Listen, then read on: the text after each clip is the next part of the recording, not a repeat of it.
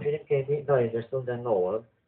Am înțeles că trebuie să apară încă o carte de Philip Dick, tradusă de Ștefan din Loveanu. George Martin, da, e, nu știu să zic, noua astea fantasy-ului, cel de la care se așteaptă să îl înlocuiască pe Tolkien. Și mai văd aici Robert Sawyer, da, o carte interesantă. Tocmai am terminat de citit Păgăvatorul Divin de la Corint, care se întâlnește cu tema de aici, dar tratează o temă mai nouă puțin, mai nouă sau mai des folosită în ultima vreme, aceea extensiei omului, a trecerii ființei sau conștiinței pe un suport electronic. Cartea asta are, ca prin temă, se aseamănă cu cartea lui Bogdan Suceavă, Vincent Nemuritorul, nu știu dacă ați văzut-o, dar vă recomand.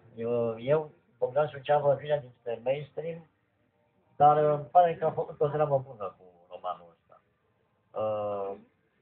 Da, nu știu dacă v-a lămurit ce vrea lumea, cel mai bine tot voi știți ce vrea lumea, că știți ce vreți în momentul în care intrați într-o librărie. Mai vorbește și altceva?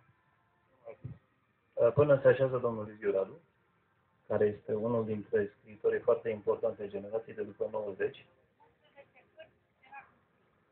11 cărți și n-a cruz nu scăpăm de doamna Mândrea.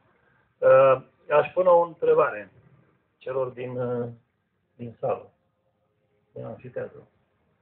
Să aș pune lui întrebarea asta. Ai citit cartea asta?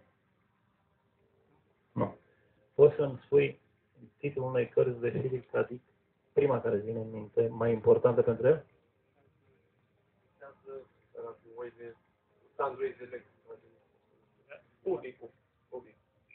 Și ăla cum era visează, androizii? O electrice.